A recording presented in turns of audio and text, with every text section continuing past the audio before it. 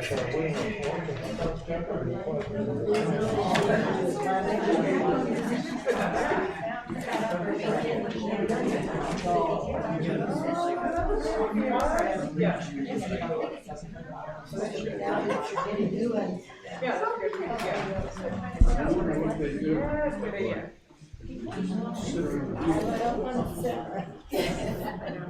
have to put it in my phone. That's guaranteed.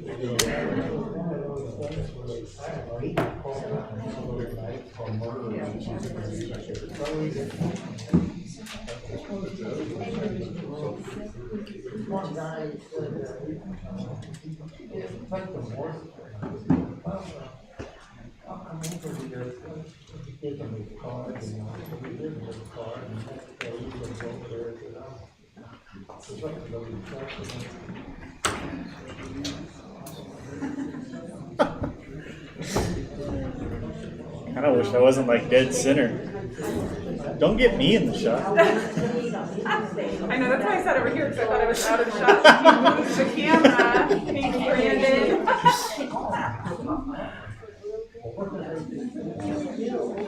I just thought it was right. Yes. Oh, I don't know.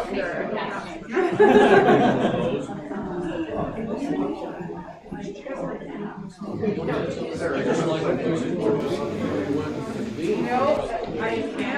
sure. I can introduce you. I can do that. Okay.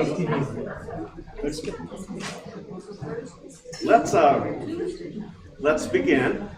And one of the ways beginnings happen is that we tell stories.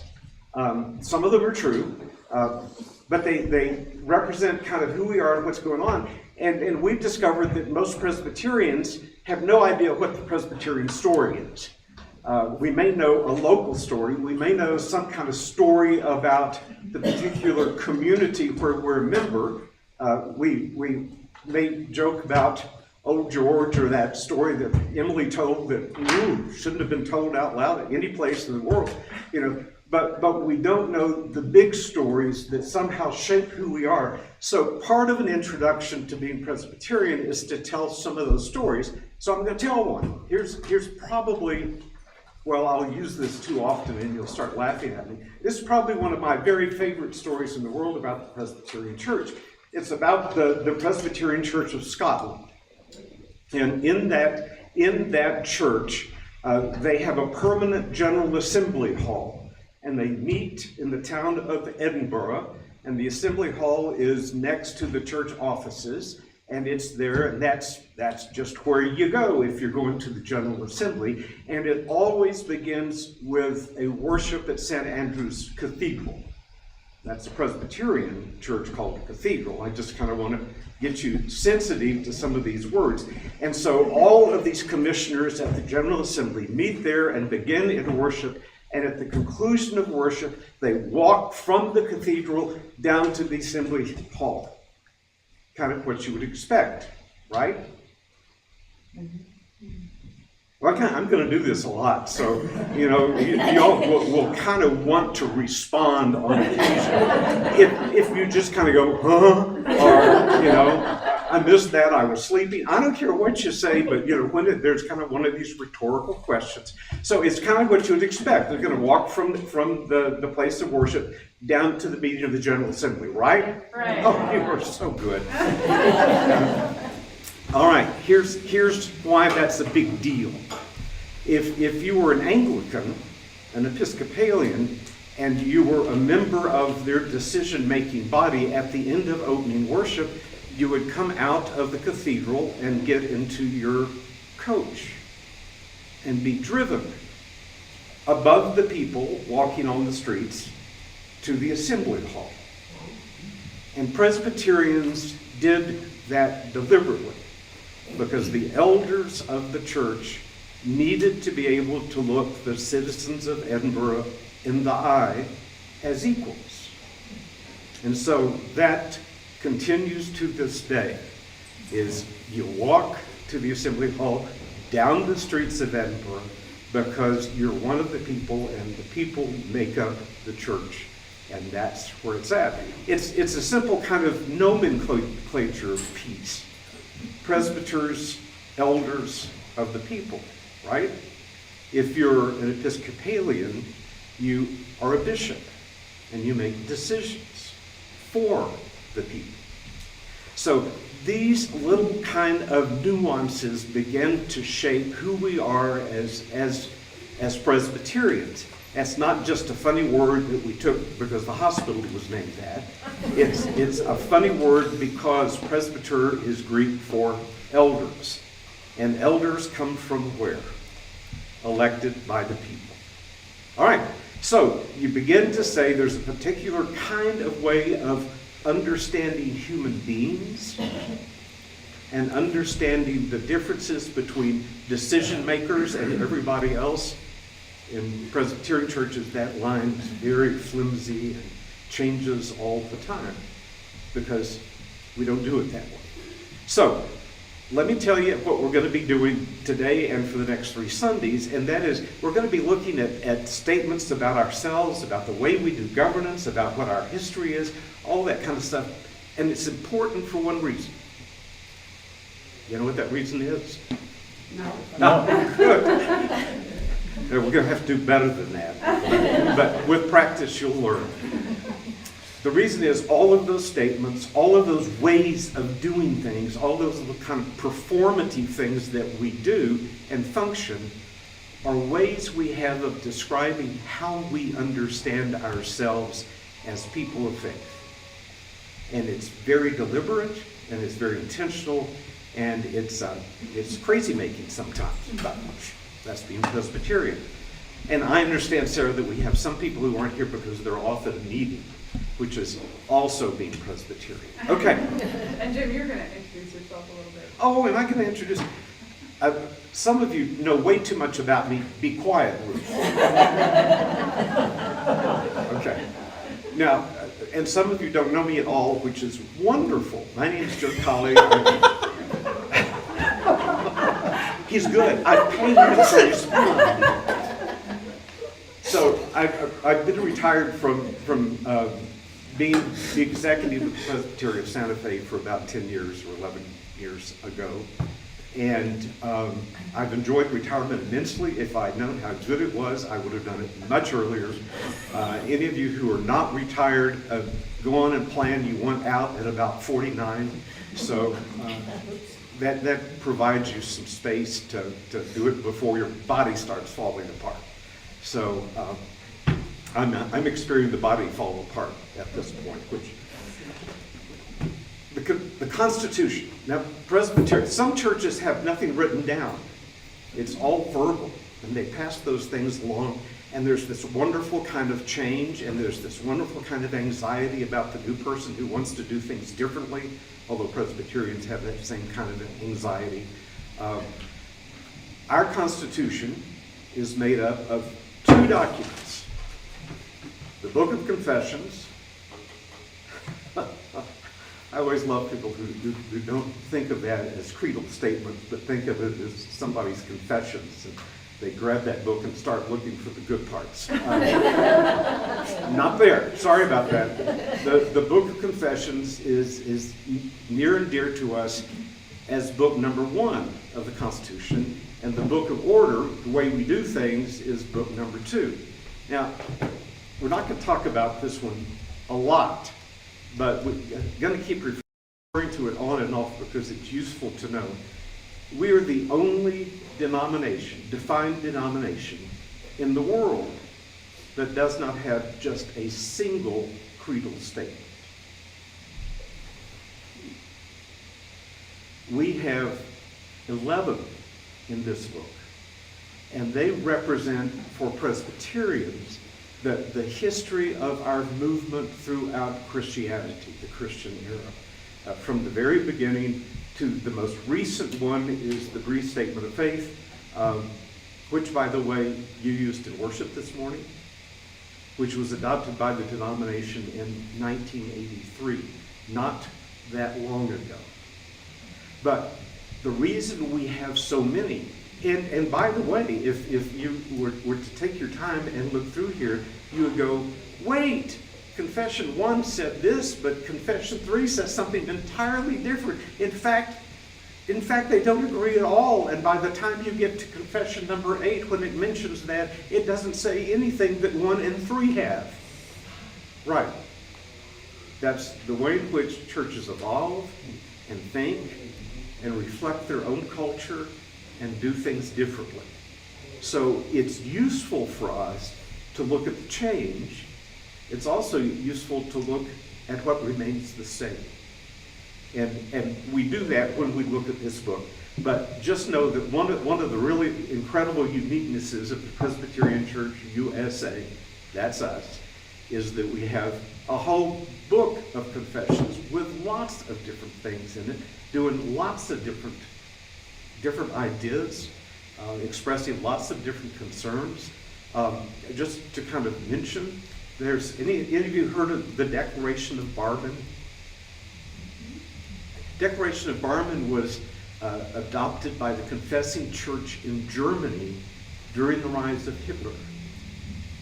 And Hitler and his regime had conscripted the church to be defenders of the Hitler regime. And the Confessing Church of Germany said, no, no, no, and wrote the Declaration of Barmen to say, we are not that church. This is the church who we are. Bonhoeffer, who was Dietrich Bonhoeffer was part of the Confessing Church, later was killed not in a concentration camp, in a Nazi prison, just before he was freed by the Allied armies, because they didn't want him to live. So the documents that are here are multiple and come out of all kinds of historical realities. The Confession of 1967 is an American one. Anybody have any memory? That's an interesting question. Anybody have any memory of what was going on in the United States in 1967? And the race riots, which were based on civil rights issues. The Confession of 1967 says, we need to say clearly in this very confusing time what it is our faith tells us. And so the 1967 Confession was written out of the experience of the church, of the Presbyterian Church in the United States, as it sought to find its way through all of that stuff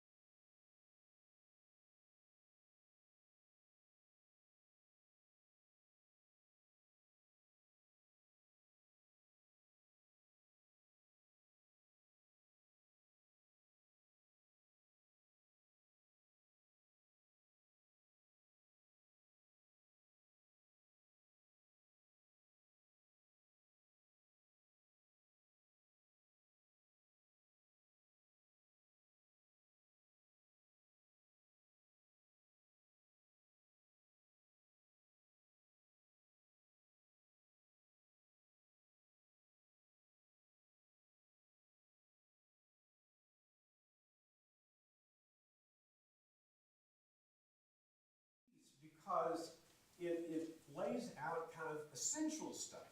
You know, when you go home after years of worship and you go, what did I just do and why did I do it? Guess what? Pull out your book of order. I know that sounds silly. Pull out your book of order and read this little piece here because it refreshes you and says, okay, we get back to the essentials. We get back to what's important.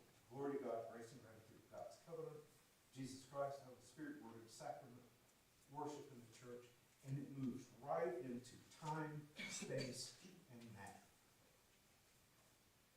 You never thought you'd find physics in the church book of order, but there you are. Worship propels you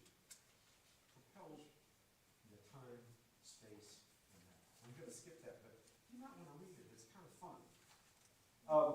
And then rules of discipline. Let's turn to worship. I just want to show you where that is and scare you a little bit. It's W-1.01, page 75 for those of you who really like page numbers. The theology of Christian worship. I bet you didn't know it had a theology. Yeah.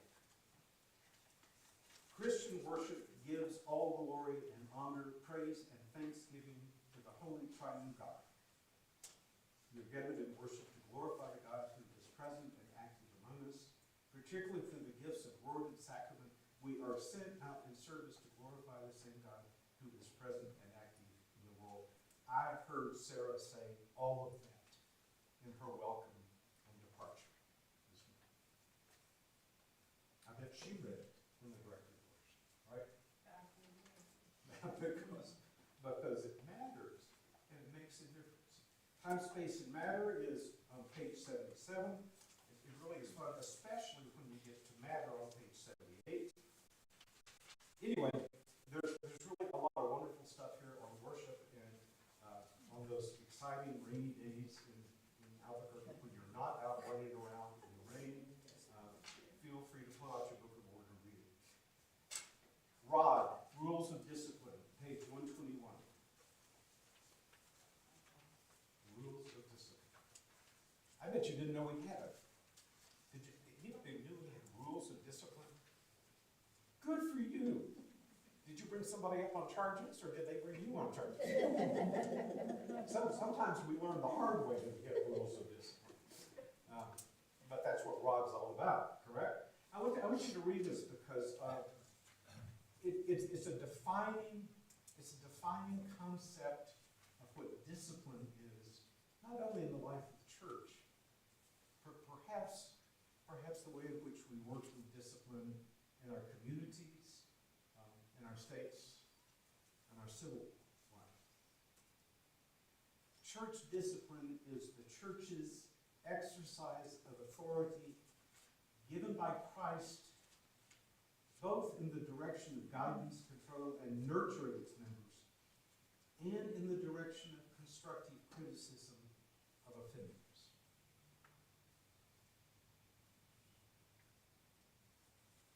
The church's disciplinary process exists not as a substitute for the secular judicial system, but to do what the secular judicial system cannot do.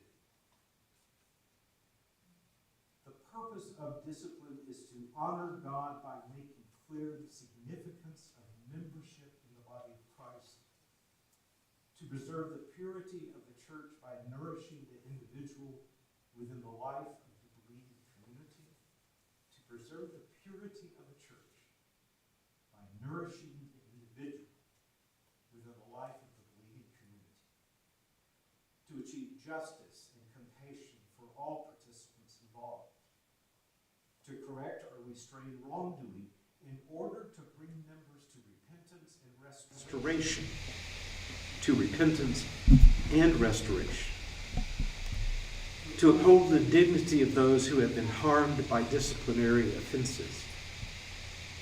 To restore the unity of the church by removing the causes of discord and division, and to secure the just, speedy, and economical determination of proceedings. In all respects, all participants are to be accorded procedural safeguards and due process and it's the intention of these rules so to provide. What an introduction to discipline.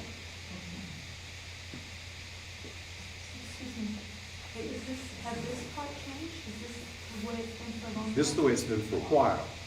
There was a massive rewriting of this book about 10 years ago. And a lot of the introductory material changed. And this is one of those places. It almost reads like court law. What Yes. is the basis And in many of its processes, it is that. You know, when charges are filed against someone, a body is to be appointed to receive those charges, to do a research, and then if the charges are warranted, and the person says, not me, I didn't do all that stuff, thank you very much. There is a trial. And so there are lots of procedural safeguards to make sure everyone is treated fairly. I cannot remember, when I was executive of this presbytery, we came close to trials in two situations involving pastors. And both of those resolved before they went to trial.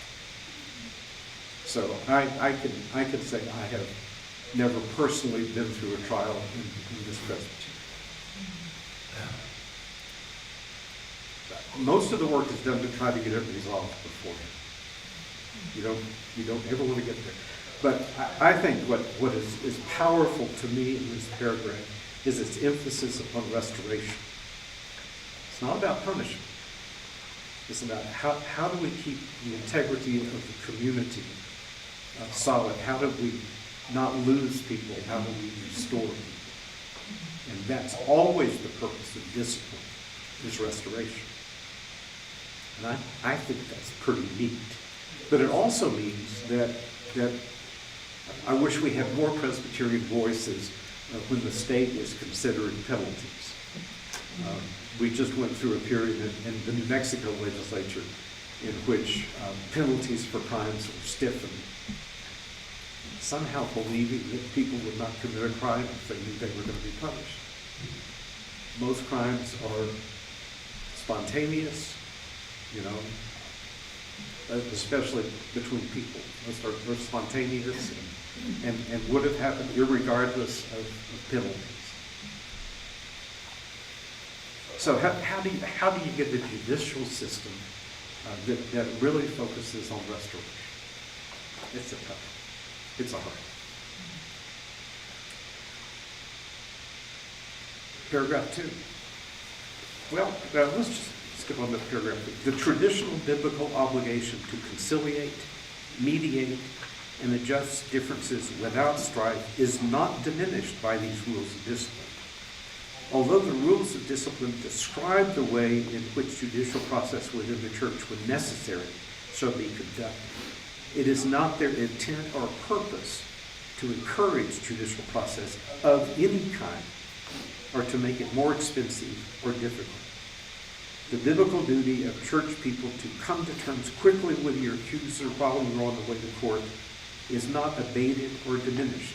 It remains the duty of every church member to try prayerfully and seriously to bring about an adjustment or settlement of the quarrel, complaint, delinquency, or irregularity asserted, and to avoid formal procedures under the rules of discipline unless, after prayerful consideration, they are determined to be necessary to preserve the purity and purposes of the church. It's a whale of an introduction. Breathtaking to me. Any other comments or questions? Okay, we're going to go back to the stuff nobody ever reads.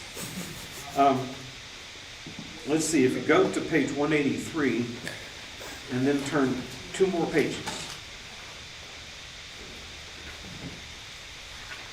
The title of this page is Appendix A. Has everybody found Appendix A? Wonderful. See, you all are good. So where do things come from? The Presbyterian Church USA was the product of the Articles of Agreement between the Presbyterian Church in the United States and the United Presbyterian Church in the United States of America. Were any of you members of either of those two denominations before we merged? You don't know, I'll bet, because it just kind of happened at the national level, and there was a lot of talk and a lot of PR, but if you weren't paying attention, you may have missed all that. The PCUSA, Presbyterian Church, United States of America, was considered the quote-unquote Northern Church.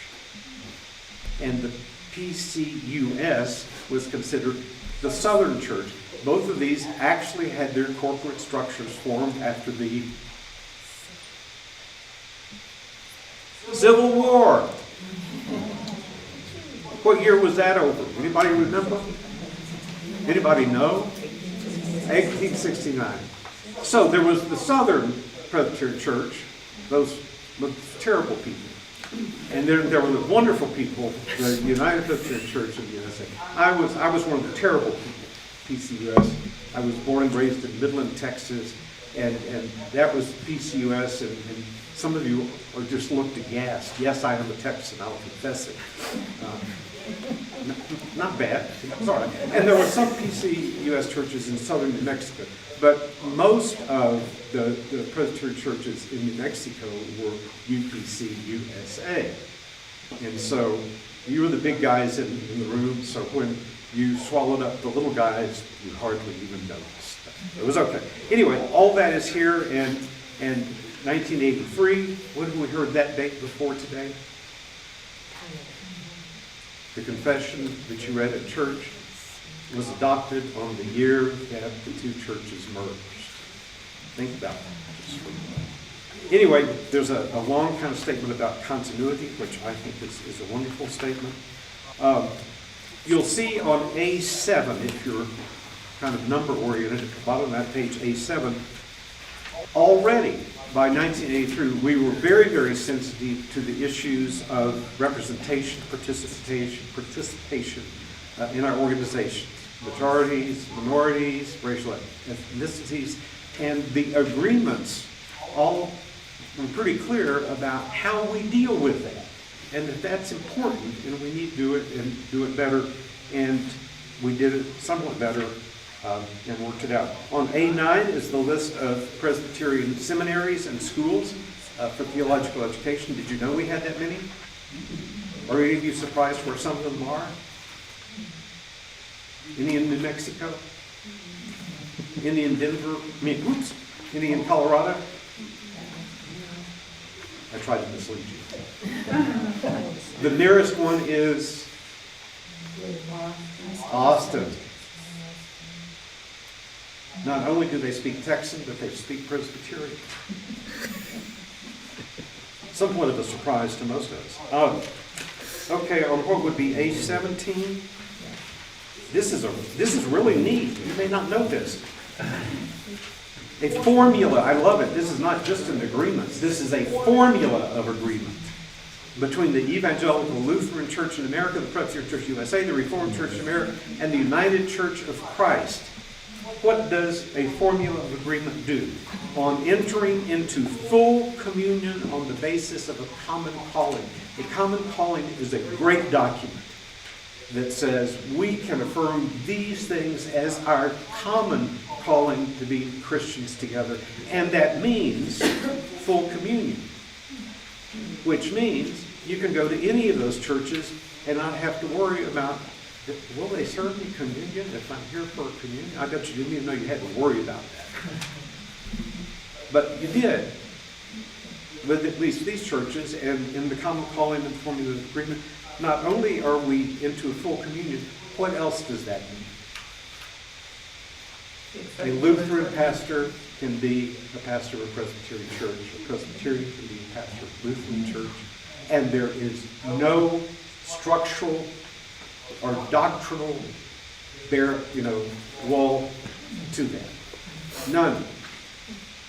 I think that's amazing. Are we using that a lot? No. Should we use it more? Probably. But it's there, and it's part of our stuff. There's the official text, if you want to know what the formula of agreement really says. Jim, Yes, sir. is the Methodist Church captured in this? Nope. They didn't want to come. Now, that doesn't mean you can't have a Methodist pastor, but you have to go through all kinds of structural gyrations, and everybody has to approve it, and you have to stand up and sit down and all this kind of stuff. You have to have a lot of meetings. I love it. Yeah, those Methodists, they do meetings almost as much as we do. Yes, But what about the grape juice versus wine for communion? no problem. Whatever you want, use it. What do y'all do here? Always have grape juice. Huh? What? You use grape juice here? She's asking if Presbyterians always do grape juice. No, No? no. I think that's the one in this church. I think so. Yeah, on the Sunday, this is really terrible. I was an associate pastor at First Presbyterian Church, Tyler, Texas, and I was departing to move to a church in the Dallas-Fort Worth area, and it was a communion Sunday, and our communion preparers had fairly consistently said back into the pastoral staff, do we really have to use grape juice? Why can't we use wine? And the pastoral staff, being kind of loosey-goosey, were saying, well, this church has decided a long time ago that we're going to use grape juice, but, actually, either is fine, you want to do. Well, so the communion preparers got down there, and they prepared communion with wine. Did not tell the pastor. Did not warn the congregation. So, and it was my farewell Sunday, I mean, who was going to be responsible for this, Never mind that, So we were up there, and this is a big church, so it had stacks of communion trays. We picked up the top just like we always did. And both of us looked at each other because you could smell the wine. And, he looked at me and I looked at him and said, okay, well, we're just going to act like everything's fine. And so we went on with the thing, and all those little elders come up to take it out to the pews, and, we give them the trays, and you could see their eyes. They immediately knew what the problem was going to be. So out they go, and down the rows, and so they start serving wine, and all over the church you would see these heads pop out. And they're grabbing those little cups back from the children and going. It was just a circus, and we finally got through that, and came to the abortion. And I had to do the benediction, and by that time I'm just giggling. I mean, it was outrageous. And so, I said, okay, well, I'll go in peace. I hope. Peace, please. Anyway, so, yeah, if you make changes, just warn people. And then we joked about, this is Chardonnay over here, and this is I don't know. Because I don't want fish. Honestly, it's just not worth the fight. Or maybe it is, Or maybe if you're going to do it, maybe do it at special times, like, Lent or stuff. Well, Jim, I'll say, I don't know, some of you who have been around longer than me might know, but this church has a tradition of AA groups, a lot of involvement of AA groups. And so for a number of churches I've been part of, you use juice out of respect for folks for whom not to struggle. Right. It's just kind of...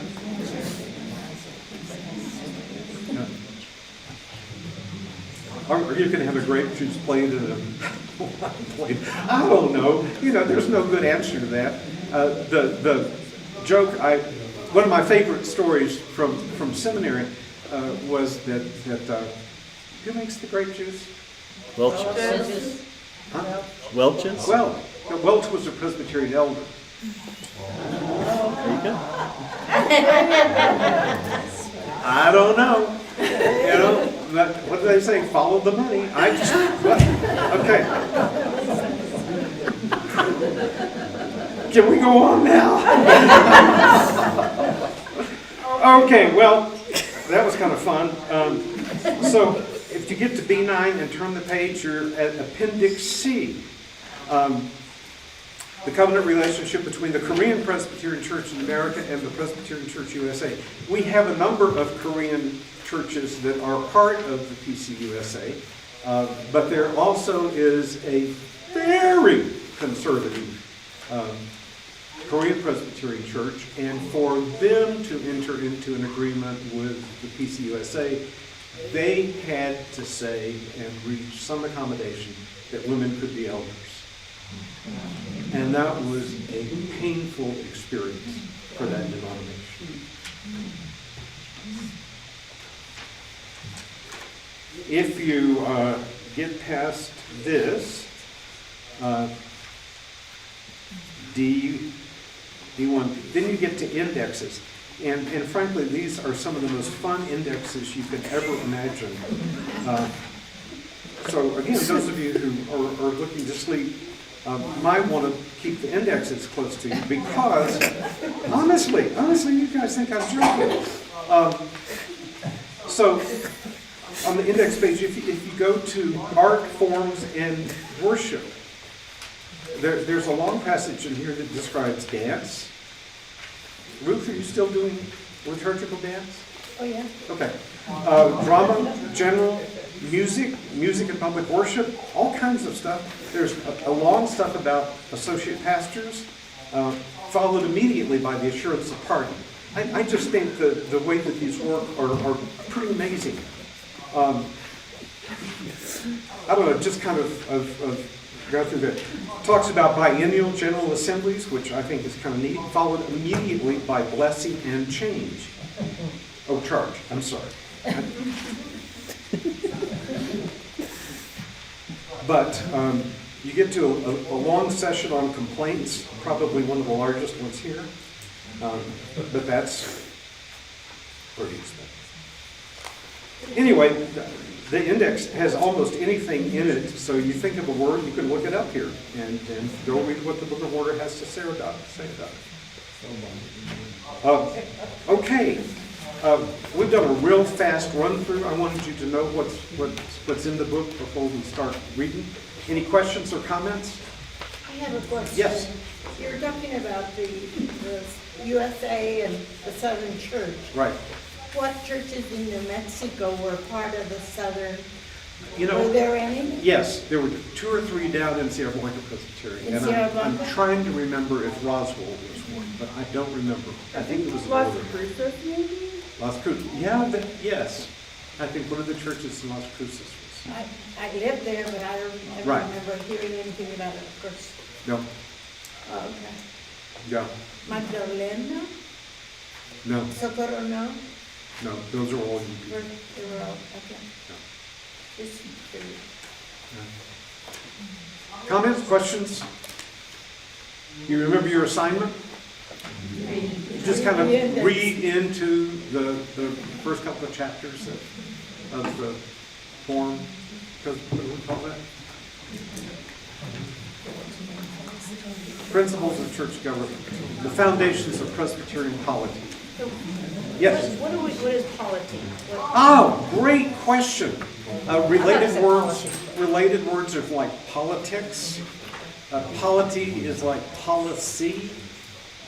Policy is the legal term for the way in which we live together. It is a book of polity. Good question. Other good questions. All questions are good. Thank you for coming. We had a good time. I'll see you next time. Bye. Okay, so I have a really good idea. Let's do